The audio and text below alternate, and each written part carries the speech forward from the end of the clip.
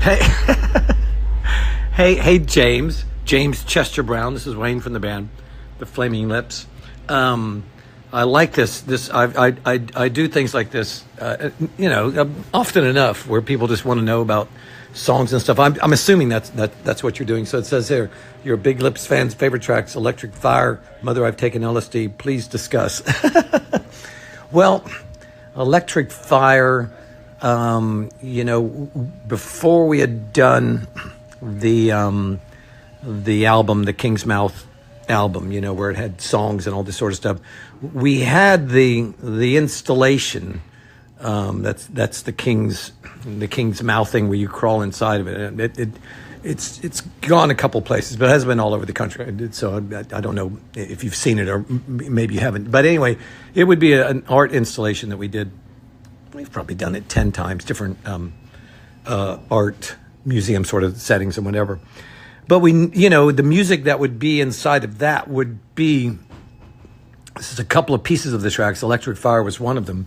And it started off as just being this kind of dynamic thing. So you could go inside the King's Mouth and you'd look up and these lights would rain down on you. I'm sure you can look it up online. There's a lot of stuff about it. But anyway, and we had this installation going for, probably 3 or 4 years before we made the rest of the King's Mouth record. The more we did the installation, the more I think we considered like we should just make a record that is at the installation that way you kind of have this other, this other creative stuff that kind of goes with it, especially in an art museum.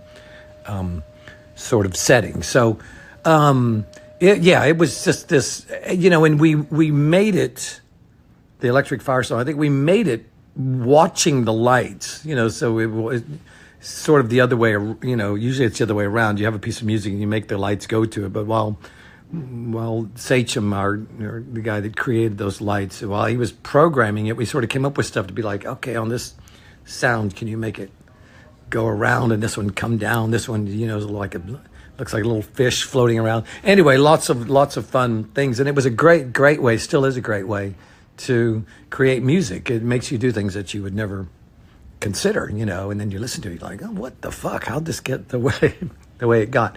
And then the other one, you say, Mother I've Taken LSD. Yeah, the Mother I've Taken LSD was probably the beginning of what would end up being the American Head album. And between Stephen and I, we always have a couple of things that we're going to, that we're pursuing, and we're going to, stick them together and start to see what works. And I had that very beginning line, Mother, I've taken LSD. It was like A minor to G or something like that, And I think Stephen liked it. I could tell he thought, well, maybe we could go here, maybe go there, and we would sit down every once in a while we were doing something else, and it'd be like, let's do a little bit more on that song and see where it can go. And I just really record it on my phone or something, and I'd be like, oh yeah, that seems to be working. And then luckily we have our own studio, and you can sort of jump on these things and do a little bit. Do a little bit now, and then 6 months later you can do a little bit more or whatever, And that song, it always had that line, and little by little it just got more arranged and more dynamic and more dramatic and all that. By the time we took it to Dave Fridman, he was pretty satisfied with it, and we still didn't know what to quite do with the drums and things like that. And so it takes a while to work out all what makes it so fun. But yeah, we had that beginning of the song always, and then just a matter of working out little things that happen. And it's one of our favorites too. Thank you.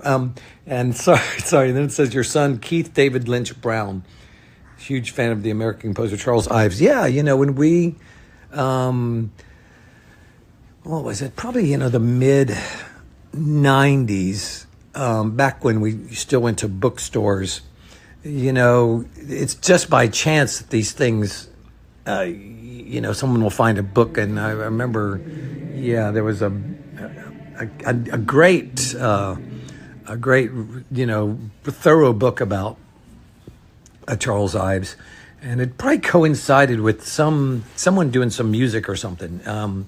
So there was, that was a great resurgence of like, CDs were being reissued, and there were things that suddenly became available that had never been available before.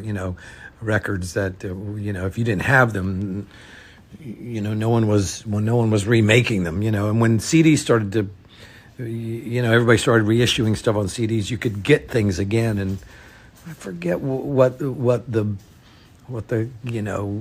came together, but the Charles Ives stuff had a big influence on us when we started to do the parking lot experiments, which led to Zyreka and all that. And Stephen and I both would. I mean, he wasn't the only one, but we talk about him all the time, and him being like an insurance salesman or something. I forget, but something like that. We liked his story, and we liked his ideas.